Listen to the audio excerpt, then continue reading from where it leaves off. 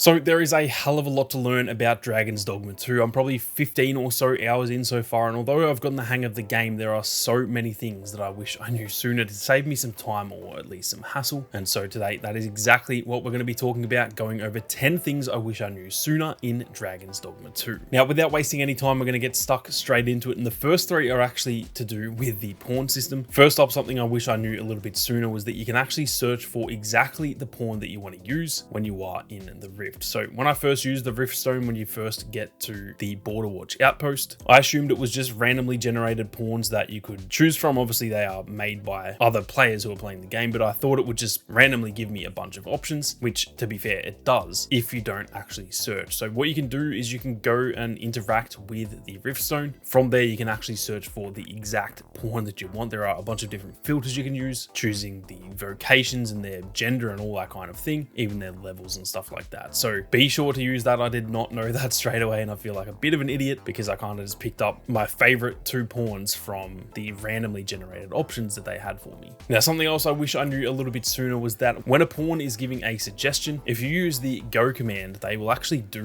what they suggested. I'm sure you guys will know by now that there are the pawn commands using your D-pad, but it does actually depend on the time that you use those commands as to what that effect will be. If you're just wandering around, it will be different to when you're in combat. And that same thing applies for if they are actually talking to you. If any of your pawns suggest something, if you just press up on the D-pad to say go, they will actually do what they were talking about, at least depending on what that is anyway. So definitely make the most of that. I wish I knew that so much sooner. Now, the final thing that I wish I knew sooner when it comes to the pawns is that they definitely need a lot of the Salubrious Draughts, which for those who don't know are essentially healing potions. Now, you want to make sure that you are collecting any and all materials that you can that allow you to craft these drafts, those namely being green warish or the syrupwort leaves, as well as essentially any fruit that you can find. When you combine those two ingredients, it will allow you to craft yourself some of these drafts, and obviously they are very helpful for you to have as well, so definitely keep some for yourself, but it is absolutely worth giving some of these to your pawns as well. There are plenty of times when my pawns just simply could not heal themselves, and that made combat a hell of a lot harder. Now, we all know that you can climb on the larger enemies in this game. It was like that in Dragon's Dogma 1, and there's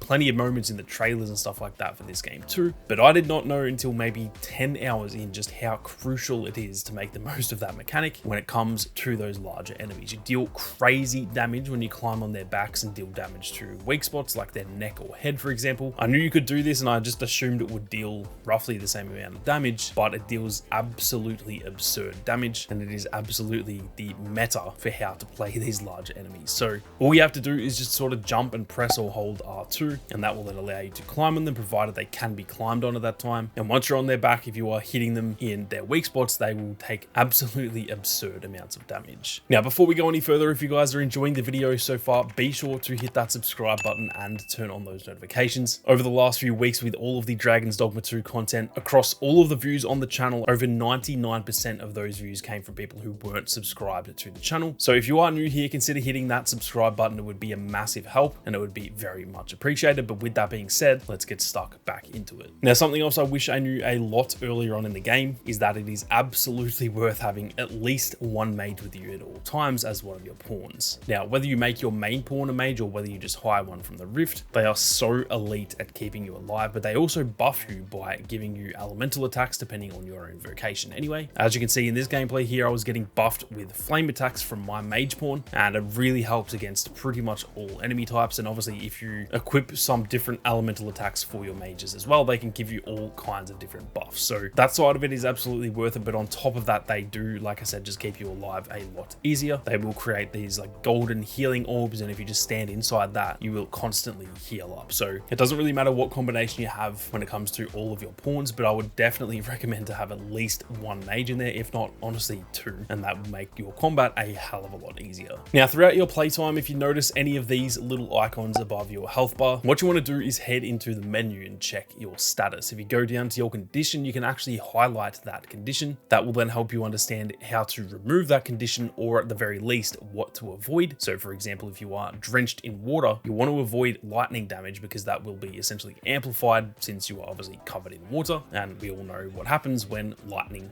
hits water. So keep your eyes peeled for those little icons above your health bar. It doesn't really say much when you just look at it from there, but if you head into that status menu, you can learn everything you need to know.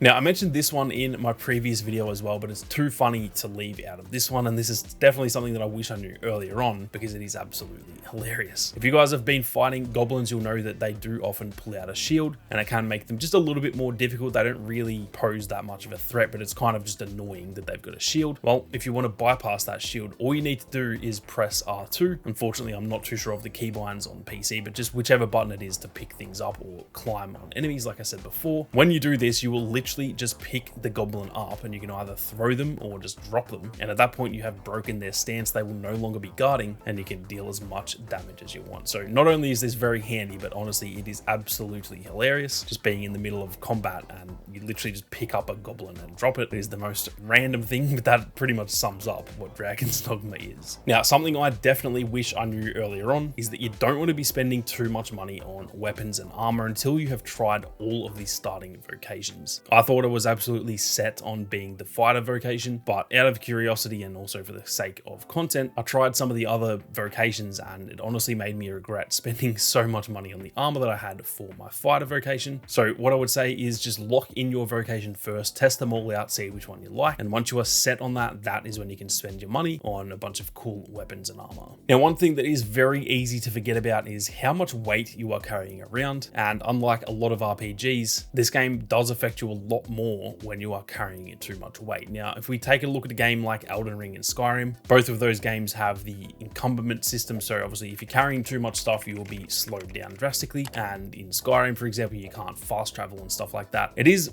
fairly similar in Dragon's Dogma 2, but it isn't so much a set number where if you're below that number, you're completely fine, or if you're one over that number, you are completely encumbered. In this game, it is a little bit more gradual in that you can still be carrying a safe amount of weight, but you will gradually become slower depending on the amount that you're carrying, and you definitely want to be keeping an eye on that in the menus. So if you're carrying too much stuff, be sure to give it to your pawns, be sure to sell off some stuff, because even if you aren't encumbered, it will actually still slow you down at times, and on top of that, it will actually drain your stamina too. So keep your eyes peeled for that. That is something I did not know until probably 10 or so hours into the game. Now, lastly, we have the timed quests. We all knew that there were going to be timed quests in this game, but something that I did not know until probably 8 or so hours into the game is that you can see them in the quest log when they are sort of at risk of expiring, depending on what that quest is. Now, unfortunately, I think I've actually missed a few quests where I didn't realize I could see this in the quest log. I've gone back and tried to find those quests and they are just gone. So I assume that I have actually missed the boat on them, and that is definitely not what you want to be doing. So if you do see the little hourglass icon in the quest log, absolutely prioritize that quest, because if you leave it any longer, there is a genuine chance you will never be able to do that quest ever again. But anyway, those are 10 things that I wish I knew sooner in Dragon's Dogma 2. Hopefully that helps some of you guys out. Be sure to keep your eyes peeled. There is so much more content on the way just like this. And like I said before, if you are new to the channel, be sure to subscribe with those notifications on. But with that being said, thank you all very much for watching. You guys have a great day, and I'll catch you all in the next one.